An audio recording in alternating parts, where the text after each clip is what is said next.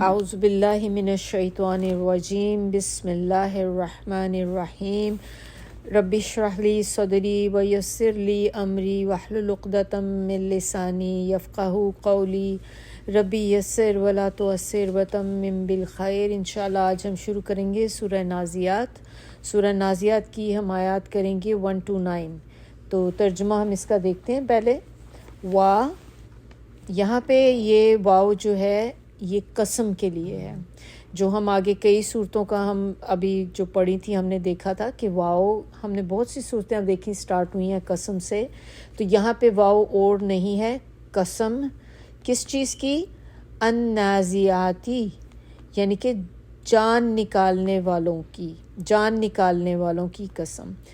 غرقن، غرقن ڈوب کر یا سختی سے، غرقہ سے دیکھیں غرق ہونا، غرق ہم کہتے ہیں نا سمندر میں غرق ہونا، تو اسی سے بالکل یہ ورڈ ہے غرق ہونا، یعنی کہ ڈوب کر نکالنا۔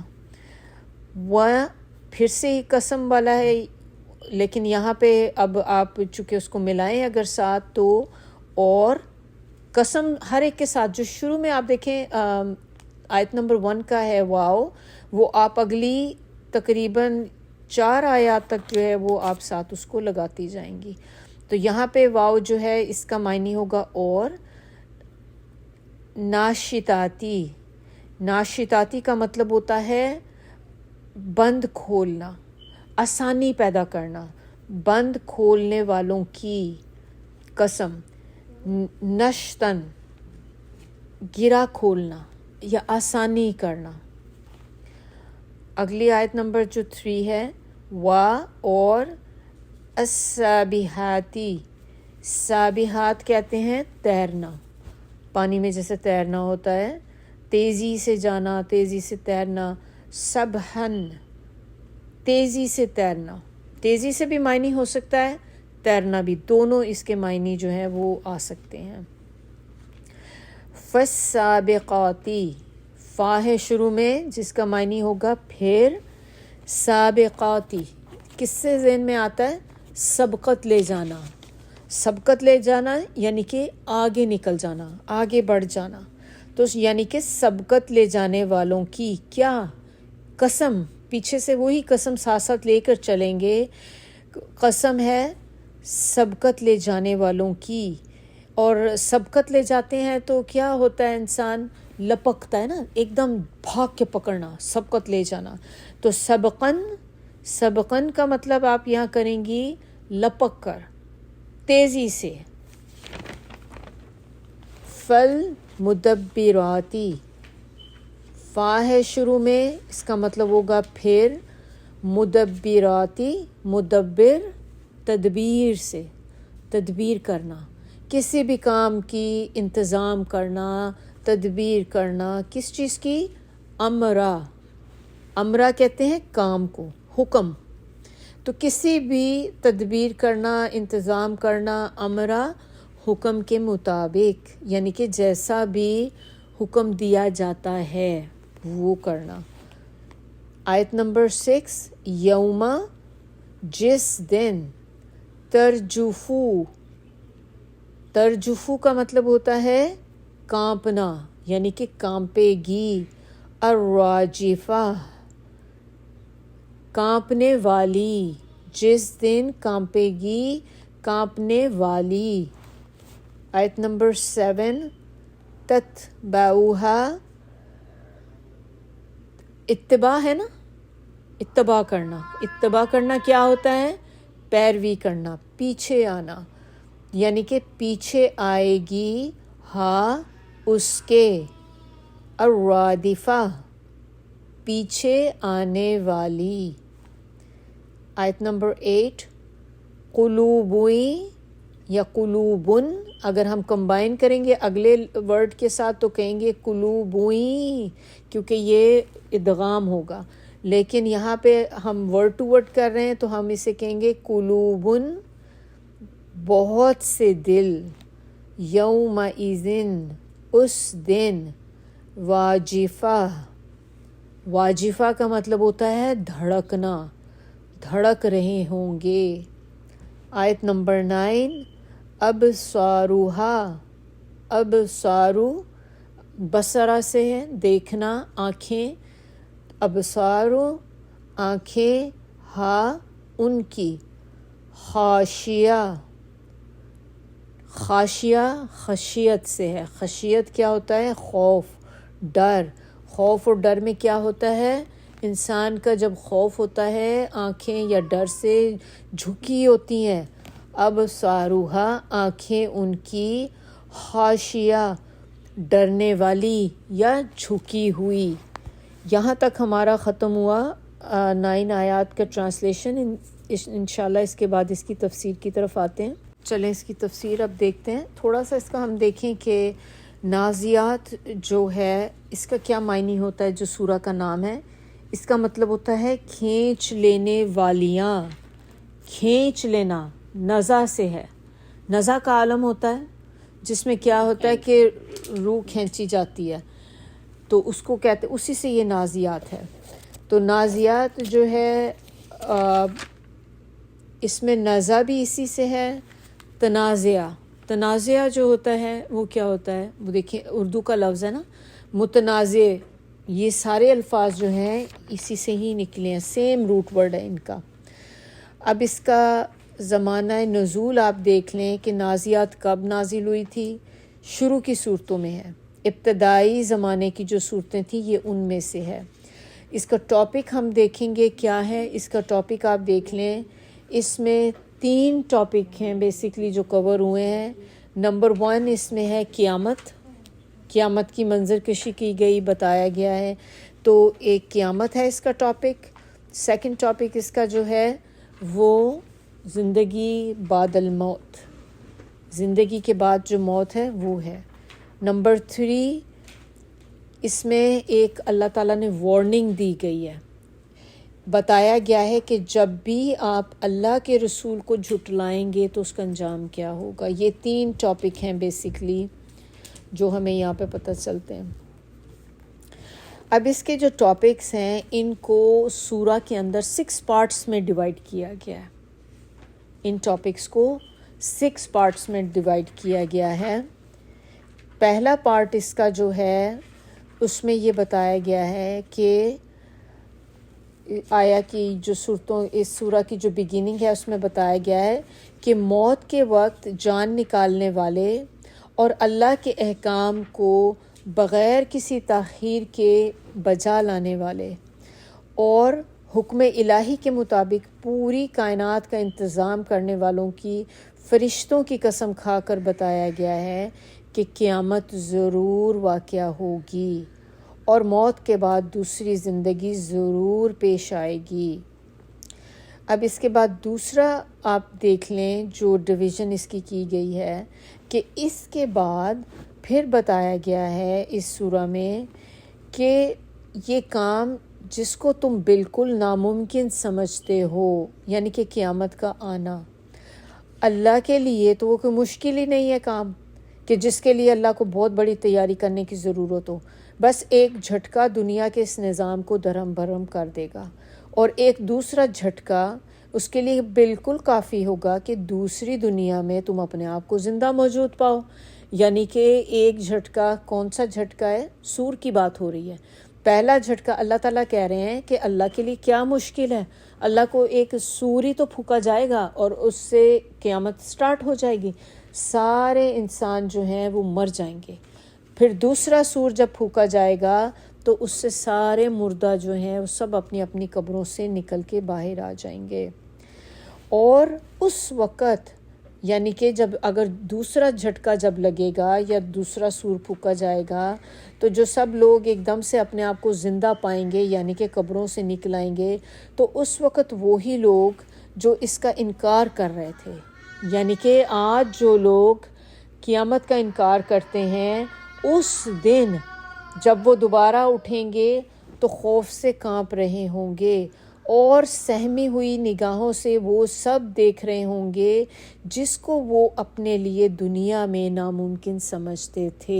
یہ ہم نے بہت دفعہ پڑھ چکے ہیں کہ مشرکین مکہ اس چیز کو ماننے کے لیے تیار نہیں تھے کہ ایک دن ہم مرنے کے بعد دوبارہ اٹھائے جائیں گے. تو اس کے اوپر یہ بات کی جا رہی ہے.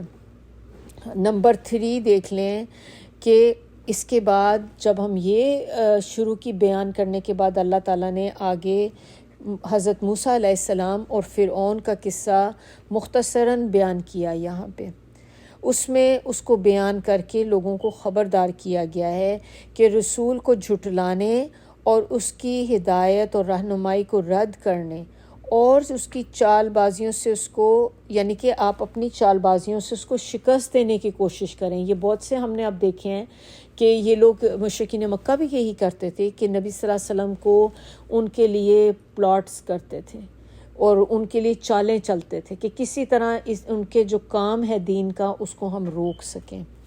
تو یہاں پہ اس کا انجام بتایا گیا ہے کس سے؟ فرعون کی ریفرنس سے، کہ دیکھو فرعون کا انجام دیکھو کیا ہوا. اپنا انجام سوچ لو کہ اگر فرعون کا یہ انجام ہوا ہے، فرعون کا انجام کیوں ہوا تھا؟ کیونکہ اس نے حضرت موسیٰ علیہ السلام کو جھٹلایا تھا. تو تم بھی وہی کام کر رہے ہو، اپنے نبی صلی اللہ علیہ وسلم کو جھٹلا رہے ہو، تو یہ دیکھ لو تمہارا انجام بھی ایسا ہی ہوگا. تو یہ ایک طرح سے تنبیہ کی جا رہی ہے، وارننگ دی جا رہی ہے، ان کو بتایا جا رہا ہے کہ اپنی اس چیز سے باز آ جاؤ. تو ان کے یعنی کہ فرعون سے عبرت حاصل کرو، اس کی روش سے باز آؤ، کیونکہ اگر تم نہیں آؤ گے تو تمہیں بھی وہی انجام دیکھنا پڑے گا. اب نمبر 4، اس کے بعد آیات 27 سے 33 تک آخرت اور حیات بعد الموت، یعنی کہ زندگی موت کے بعد جو ہوگی اس کے دلائل بیان کیے گئے ان آیات میں. کون سی آیات میں؟ آیات 27 سے 33 تک کے اندر. اس سے پہلے منکرین سے پوچھا گیا ہے، کوسچن کیا گیا ہے کہ تمہیں دوبارہ پیدا کرنا زیادہ مشکل کام ہے یا اس عظیم کائنات کو پیدا کرنا؟ یعنی کہ اگر آپ پوری یونیورس کو دیکھیں تو اللہ تعالیٰ بندے سے کوسچن کر رہے ہیں کہ تم ایک انسان کو پیدا کرنا زیادہ مشکل ہے یا پوری کائنات کو بنانا مشکل ہے، جس میں آپ کو سورج نظر آتا ہے، چاند ہے، ستارے ہیں، سیارے ہیں، کتنا کچھ ہے، کہ اس کی تخلیق مشکل ہے یا انسان کی تخلیق مشکل ہے؟ یہ کوسچن کیا جا رہا ہے جھنجھوڑنے کے لیے کہ اس کائنات میں آپ دیکھیں کتنی چیزیں آپ کو نظر آتی ہیں. تو جس خدا کے لیے کائنات کو اگر بنانا مشکل کام نہیں تھا تو کیا انسان کی تخلیق زیادہ مشکل ہے؟ اس ایک پورے فکرے سے انسان کی توجہ اس طرح کرا دی گئی کہ جب انسان کو پیدا کرنا تو اللہ کے آگے کچھ بھی نہیں ہے جب وہ کائنات پیدا کر سکتا ہے. پھر اگلی آیات آپ دیکھ لیں، آیات ہم دیکھتے ہیں 34 سے 41 تک. اس میں بتایا گیا ہے کہ جب آخرت یا قیامت برپا ہوگی تو انسان کے دائمی اور ابدی مستقبل کا فیصلہ اسی بنیاد پر ہوگا. دائمی کا مطلب، ابدی کا مطلب کیا ہوتا ہے؟ ہمیشہ رہنے والا.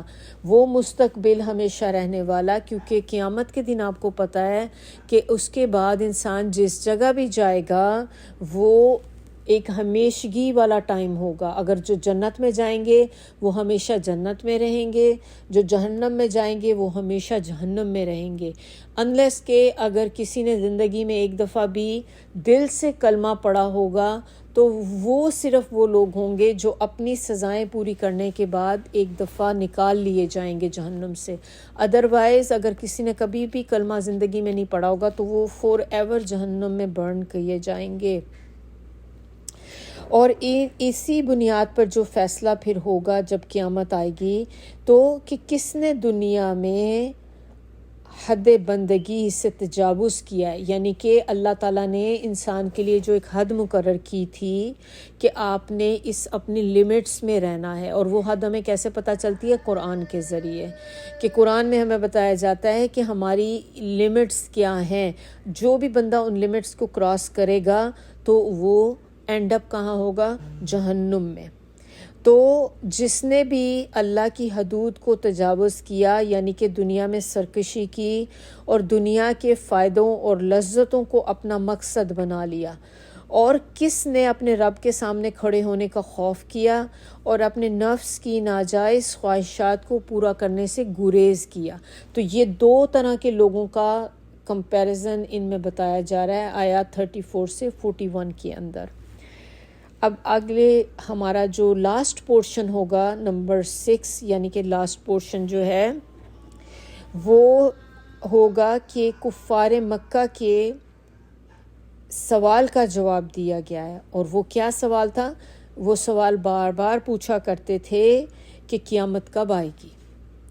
अब ये सवाल वो नबी सल्लल्लाहु अलैहि वसल्लम से बार बार करते रहते थे, तो उसके जवाब में बताया गया है कि उसके वक्त का इल्म अल्लाह के सिवा किसी को भी नहीं है, और रसूल अल्लाह का काम जो है वो सिर्फ़ और सिर्फ क्या है?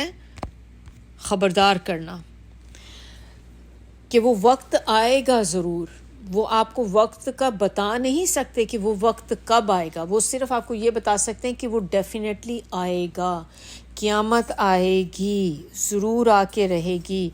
अब जिसका दिल चाहे तो उसके आने का खौफ अपने ऊपर करके अपने रवैये को दुरुस्त कर ले, और जिसका दिल चाहे तो बेखौफ जैसे भी चाहे ज़िंदगी गुजारे। तो जब वो वक्त आ जाएगा तो वही लोग उस दुनिया, जो लोग इस दुनिया की ज़िंदगी पे मर मिटते थे और उसी को सब कुछ समझते थे, वो ये महसूस करेंगे कि दुनिया जिसमें वो जिस दुनिया के लिए भाग दौड़ करते फिरते थे, जिस दुनिया की ख्वाहिशात के पीछे मरे जाते थे, वो तो सिर्फ़ कुछ घड़ी के लिए थी। और उस वक़्त उन्हें मालूम होगा कि उन्होंने इस चंद घड़ियों के लिए या चंद रोज़ा ज़िंदगी के लिए उन्होंने अपना मुस्तकबिल बर्बाद कर लिया। तो ये हमारा एक छोटा सा इसका एक रिकैप सा था, या आप कह लें एक ओवरव्यू कह लें सूरा का, कि सूरा में हमने क्या पढ़ने जा रहे हैं। तो अब हम इसकी 1 to 9 आयत की तफसीर देख लेते हैं। पहली आयत है, कसम है उनकी जो डूब कर निकालते हैं, नाजियात नज़ा से डूब कर निकालने वाली। अब यहाँ पे जो स्कॉलर्स हैं वो ये बताते हैं, क्योंकि देखें यहाँ पे अल्लाह ताला ने हमें ये नहीं बताया कि वो डूब कर निकालने वाली कौन है। कोई भी हो सकते हैं, लोग भी हो सकते हैं, वो फरिश्ते हो सकते हैं, ह्यूमन हो सकते हैं, क्या चीज़ें हैं। तो यहाँ पे लेकिन स्कॉलर्स ये बता रहे हैं कि ये बेसिकली फ़रिश्तों की बात की जा रही है। फ़रिश्ते जो हैं जो डूब कर खींच कर निकालते हैं। और नंबर 2 जो है वो है वन नाशिताती नश्ता, यानी कि आसानी से आहिस्तगी से निकाल कर ले जाते हैं। ये भी फ़रिश्तों की बात हो रही है। ये आसानी से निकालने से वो मुराद फ़रिश्ते हैं जो मौत के वक्त इंसान की रूह को निकालते हैं जिस्म से, और बहुत ही आसानी से वो अपना यानी कि बड़ी खामोशी से आसानी से ये काम कर लेते हैं। इंसान की जब रूह निकलती है, आप देखें कि इंसान उनके पास जो भी लोग बैठे होते हैं वो रूह निकलती देख नहीं रहे होते। हमें बस एकदम कहते हैं, बाज़ुकात आपने सुना होगा कि कहते हैं कि बस वो बैठा हुआ था और बैठे बैठे सर ढलक गया एक तरफ को, और उसके बाद देखा तो उनकी जान नहीं थी अंदर, यानी कि डेथ हो गई हुई थी। अब हमें तो नहीं नज़र आ रहा ना कि फ़रिश्तों ने कितनी आसानी से वो काम कर लिया। और इसी तरह वो कहते हैं सजदे की हालत में गया, उठा ही नहीं, सजदे में ही उसकी डेथ हो गई। तो यानी कि फ़रिश्ते जो हैं वो कितनी आसानी से अपना काम कर लेते हैं। ये फ़स्साबिक़ाती साबिहाती सबहा, आयत नंबर 3 जो है, तैरते हुए, तैरने वाले, यानी कि तैरते हुए क्या होता है? तैरते फिरते हैं, यानी कि अल्लाह ताला के हुक्म को पूरा करने के लिए तेज़ी से ऐसे आ जा रहे होते हैं कि जैसे फ़िज़ा में बहुत सी चीज़ें, परिंदे तैर रहे होते हैं, फिर यानी कि उड़ रहे होते हैं। तो तैरने का मतलब यहाँ पे क्या है? एक तरह से वो फ़रिश्ते जो हवा में उड़ते फिर रहे हैं, तेज़ी से जल्दी से आते जाते हैं। और इसी से साथ आप अगली आयत को भी अगर देखें तो फ़स्साबिक़ाती सबक़ा, सबकत ले जाने वाले, जैसे ही अल्लाह का हुक्म आता है फ़ौरी लपकते हैं अल्लाह के हुक्म को लेने के लिए और तेज़ी से भागते हैं। एक दूसरे से फ़रिश्ते आपस में चाहते हैं कि सबकत ले जाएं, जल्दी से पूरे उसको काम को कंप्लीट कर लें। आयत नंबर 5 में अगर आप देखें فالمدبراتی امرا، یعنی کہ اللہ کے حکم کے مطابق معاملات کا انتظام چلاتے ہیں، کیونکہ ہم یہ بات پہلے بھی پڑھ چکے ہیں کہ اللہ تعالیٰ نے فرشتوں کو اسائن کیا ہوا ہے، ان فرشتوں کی ڈیوٹیز ہیں، تو جو بھی ان کے کام اللہ نے ان کے اوپر سونپے ہیں وہ ان معاملات کو چلاتے ہیں، لے کر چلتے ہیں، معاملات کو کمپلیٹ کرتے ہیں۔ پھر اس کے بعد میں یہ والی، اب اگلی آیت پڑھنے سے پہلے آیت نمبر 6 میں ہم یہ دیکھیں گے کہ یہ 5 آیات تھیں جو قسم سے شروع ہوتی ہیں۔ تو جب بھی ہم نے دیکھا ہے اب تک کہ جب بھی اللہ تعالیٰ کسی چیز کی قسم کھاتے ہیں تو اس کے بعد ایک جواب قسم ضرور ہوتی ہے، کیونکہ ہم زندگی میں بھی جب قسم کھاتے ہیں تو قسم ہم کسی بات کے اوپر کھا رہے ہوتے ہیں۔ تو یہاں پہ بھی اللہ تعالیٰ نے یہ سارے فرشتوں کی قسم کھا کر تو کیا چیز ہمیں بتانے کی کوشش کی ہے کہ کس چیز پہ جواب قسم کیا ہے۔ جواب قسم جو ہے وہ آیت نمبر 6 ہے، یوم ترجف الراجفہ، یعنی کہ جس دن کانپے گی کانپنے والی۔ تو وہ دن جس کی قسم یہاں کھائی گئی کہ وہ دن یعنی کہ قیامت کا دن، کہ جس دن کانپنے والی بھی کانپے گی، آ کے رہے گا۔ یہ 5 قسمیں کھا کر اللہ تعالیٰ نے کہا ہے کہ جس کو تم جھٹلاتے ہو نا وہ آ کے رہنا ہے دن۔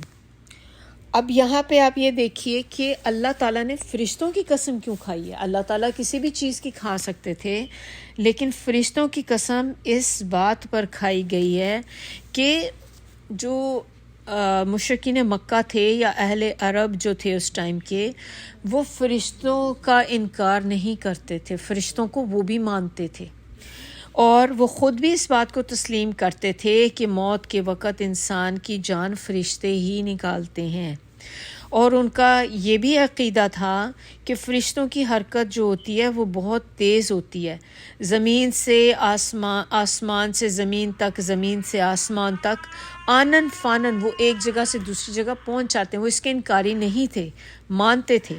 پھر ان کا عقیدہ یہ بھی تھا کہ فرشتوں کی حرکت بہت تیز ہے، اور ہر کام، جس کام کا بھی ان کو حکم دیا جائے بلا تاخیر وہ کام انجام دیتے ہیں، اور وہ یہ بھی مانتے تھے کہ یہ فرشتے اللہ کے حکم کے تابع ہیں، اور کائنات کا انتظام اللہ تعالیٰ ہی کے امر سے چلاتے ہیں، یعنی کہ اپنی مرضی سے نہیں کرتے، اللہ کے حکم سے جو انتظام ہے کائنات کا وہ کرتے ہیں، اور وہ خود مختار اور اپنی مرضی کے مالک نہیں ہیں۔ جہالت کی بنا پر انہیں اللہ کی بیٹیاں ضرور کہتے تھے، جہالت کی بنا پر، یعنی کہ ان کو دین کی سمجھ نہیں تھی، اور ہم دیکھیں گے قرآن میں اور جگہوں پہ بھی کہ وہ اللہ تعالیٰ جو فرشتے ہیں نا ان کو اللہ کی بیٹیاں کہا کرتے تھے، نعوذ باللہ، کہ وہ اللہ تعالیٰ کی بیٹیاں اپنے لیے کہتے تھے، ہمارے لیے بیٹے ہیں، اور اللہ کے لیے بیٹیاں یعنی کہ فرشتوں کو کہتے تھے، اور فرشتوں کو بھی بیٹیاں کہتے تھے کہ اللہ کی بیٹیاں ہیں۔ ان کو معبود بھی بنائے ہوئے تھے، کچھ لوگ فرشتوں کو بھی پوچھتے تھے، لیکن ان کا عقیدہ یہ نہیں تھا کہ اصل اختیارات انہی کے ہاتھ میں ہیں۔ یہاں تک تو ان کو یہ بات کی سمجھ تھی، تو یہاں پر انہی فرشتوں کی قسم کھا کر ان کو بتایا گیا کہ جن فرشتوں کو تم یہ سب چیزیں مانتے ہو کہ ہر کام اللہ کے حکم پر کر رہے ہیں، اور انہی کے اللہ کے حکم پر آتے جاتے ہیں، آنن فانن بھاگتے ادھر سے ادھر، تو یہی وہ فرشتے اللہ کے حکم پر تمہاری جان بھی نکالتے ہیں، اور اسی کے حکم سے وہ دوبارہ بھی ڈال دیں گے، یعنی کہ ان کو لائف آفٹر ڈیتھ پہ بھی ان کو کوشچن تھا کہ ہم کیسے دوبارہ زندہ ہو جائیں گے مرنے کے بعد۔ تو اللہ تعالیٰ نے فرشتوں کی قسم کھا کر یہاں بتایا ہے کہ یہی فرشتے اگر زندگی پہلی دفعہ ڈال سکتے ہیں نا، روح ڈال سکتے ہیں، تو کھینچ بھی سکتے ہیں، اور جس خدا کے حکم سے وہ کائنات کا انتظام چلا رہے ہیں اسی کے حکم سے جب اللہ کا حکم ہو اس کائنات کو درہم برہم بھی کر سکتے ہیں، اور ایک دوسری دنیا بھی بنا سکتے ہیں۔ اسی کے حکم کے تعمیل میں ان کی طرف سے ذرہ برابر بھی سستی یا تاخیر نہیں ہو سکتی، یعنی کہ قیامت جس ٹائم پر آنی ہے ایگزیکٹلی اسی ڈے پر، اسی آور پر، اسی سیکنڈ پر آ کے رہے گی۔ تو یہ تھا جواب قسم جس کے اوپر 5 چیزوں کی قسم کھائی گئی ہے. پھر آگے آپ دیکھیں آیت نمبر 7 میں تتبعوها الرادفہ یعنی کہ پیچھے آئے گی پیچھے آنے والی. اب اس سے اگر آپ یہ دیکھیں کہ پیچھے آنے والی ایک ہے پہلا جھٹکا. جو پہلا جھٹکا ہے وہ آیت نمبر 6 میں ہے یعنی کہ جس روز ہلا مارے گی. کیا چیز ہلایا کب جاتا ہے؟ زلزلہ جب آتا ہے تو زمین ہلا دی جاتی ہے، ہلا ماری جائے گی زلزلے سے. تو وہ زلزلہ اب ہم لوگوں کو یہ پتہ چل گیا ہے کہ جب زلزلہ آئے گا، یہ ہم نے دوسری سورہ میں بھی پڑھا تھا عبسہ میں بھی، کہ وہ پہلا جھٹکا ہوگا جس میں کیا ہوگا، پہلا سور ہے بیسیکلی مراد یہاں پہ. پہلا سور پھونکا جائے گا تو زلزلہ آئے گا، سارے لوگ مر جائیں گے اور ہر چیز تباہ ہو جائے گی. پھر اس کے بعد کیا ہوگا جب تتبعوها الرادفہ یعنی کہ اس کے بعد پیچھے آئے گی. کیا چیز پیچھے آئے گی؟ یعنی کہ دوسرا سور جو پھونکا جائے گا، دوسرا جھٹکا اس کے پیچھے آئے گا. تو جب دوسرا جھٹکا آئے گا تو اس سے سارے جو مردے ہوں گے وہ زمین سے زندہ ہو کے دوبارہ باہر نکل آئیں گے، اپنی اپنی قبروں سے اٹھ کر باہر آ جائیں گے. اب اس کیفیت کو آپ یہ دیکھ لیں، اللہ تعالیٰ نے قرآن میں ایک اور جگہ سورہ زمر کے اندر بھی بتایا، اور سور پھونکا جائے گا تو زمین اور آسمان میں جو کچھ بھی ہے وہ سب مر کے گر جائیں گے سوائے ان کے جنہیں اللہ زندہ رکھنا چاہے. پھر ایک دوسرا سور پھونکا جائے گا تو یکا یک وہ سب اٹھ کر دیکھنے لگیں گے. سورہ زمر کی ہے، آیت نمبر 68 ہے یہ. اب اس کے بعد آپ دیکھیں آیت نمبر 8 میں قلوبوئی، خالی قلوبوئی کا اگر ہم یہاں پہ دیکھیں تو یہ ہے کہ کچھ دن کچھ دن نہیں، کچھ دل. قلوب ہوتا ہے دل، کچھ دل یعنی کہ کیا بات ایک ذہن میں آتی ہے کہ کچھ دل، سارے نہیں لکھا گیا، سارے دل نہیں ہوں گے، کچھ دل ہوں گے جو اس دن کیا، یومئذ اس دن واجفہ یعنی کہ دھڑک رہے ہوں گے. دل تو سارے ہی دھڑک رہے ہوں گے، لیکن یہاں پہ جو ذکر کیا گیا ہے کہ دھڑک یعنی کہ ایک وہ دھڑکنا جو خوف سے. دیکھیں کیا ہوتا ہے، انسان کہتا ہے نا کہ بعض اوقات جب ایک دم سے آپ بہت تیز آواز سنیں ہمارا دل تیز تیز دھڑکنا شروع، یہ وہ دل ہے. ایک جو دل عام روٹین میں دھڑکتا ہے اس کی بات نہیں ہو رہی، خوف سے جو تیز کہتے ہیں نا کہ دل اچھل کے باہر آ جائے گا، یہ ایک محاورہ یوز کیا جاتا ہے. یعنی کہ اتنا تیز دل دھڑکے گا کہ آپ کو ساؤنڈ بھی سنتی ہے، آپ کو بعض اوقات ایسے فیلنگ آتی کہ ہاتھ لگائیں چیسٹ پہ تو آپ کو لگتا ہے آپ کا دل تیز تیز دھڑکتا ہے، پیلپیٹیشن جو ہوتی ہے. تو یہ کچھ دل ہوں گے جو دھڑکیں گے اس دن، اور یہ وہ ہوں گے جو دنیا میں اللہ سے نہیں ڈرتے تھے، اللہ کا خوف نہیں کرتے تھے. اس دن قیامت کے دن ان کے اوپر جو ہے خوف طاری ہوا ہوگا. جو مومن دل ہوں گے، جو مومن لوگ ہوں گے، ان کے دل ایسے نہیں دھڑک رہے ہوں گے خوف سے. تو اسی لیے یہاں پہ اس آیت میں جو کہا ہے نا کہ کچھ دل یعنی کہ وہ دل جو اللہ کے خوف سے بے پرواہ تھے دنیا میں، وہ اللہ سے خوف نہیں کھاتے تھے. اور یعنی کہ کفار ہوں گے، فجار ہوں گے اور منافقین، ان پر قیامت کے روز ایک ہول سا طاری ہوگا. مومنین صالحین اس خوف سے محفوظ ہوں گے قیامت کے دن. اب اس میں سورہ انبیاء میں بھی دیکھیں ایک بتایا گیا آیت نمبر 103 کے اندر کہ وہ انتہائی گھبراہٹ کے وقت ان کو یعنی کہ انتہائی گھبراہٹ کا وقت جو ہوگا ان کو ذرا بھی پریشان نہیں کرے گا، اور ملائکہ بڑھ کر ان کو ہاتھوں ہاتھ لیں گے کہ یہ تمہارا وہی دن ہے جس کا تم سے وعدہ کیا جاتا تھا. دل کی دھڑکن بہت تیز ہو جائے گی، دل بہت دھڑک رہے ہوں گے تو خوف کی حالت میں ہوتا ہے. اب اس کے بعد آیت نمبر 9 کا دیکھ لیں. اب ساروہا، آنکھیں ان کی، کن کی آنکھیں؟ انہی لوگوں کی جن کے دل تیز تیز دھڑک رہے ہوں گے بہت. آنکھوں کو کیا ہوگا؟ ان کی خاشیہ، آنکھیں ان کی سہمی ہوں گی، پتھرائی ہوں گی، ڈر رہی ہوں گی، جھکی ہوئی ہوں گی آنکھیں ان کی جھکی ہوئی ہوں گی. اب آپ یہ دیکھیں آنکھیں کب جھکتی ہیں انسان کی آنکھیں دو وجوہات پہ جھکتی ہیں. ایک وجہ کیا ہوتی ہے؟ ادب سے. کسی کے آگے آپ ادب سے جب کھڑے ہوتے ہیں تو آنکھیں جھک جاتی ہیں انسان کی. دوسری چیز کیا ہوتی ہے؟ جب انسان شرمندہ ہوتا ہے، شرمندگی میں بھی آپ دیکھیں کہ آنکھیں جھکی ہوئی ہوتی ہیں انسان کی. یہاں پر آیت نمبر 9 میں جو آنکھیں جھکی ہوئی ہوں گی وہ شرمندگی سے جھکی ہوئی ہوں گی.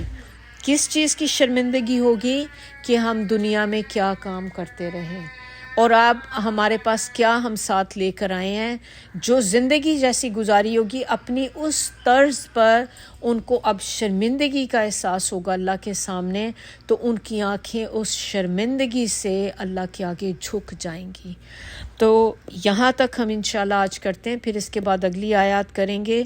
سبحانک اللہم و بحمدک نشہد ان لا الہ الا انت نستغفرک و نتوب الیک.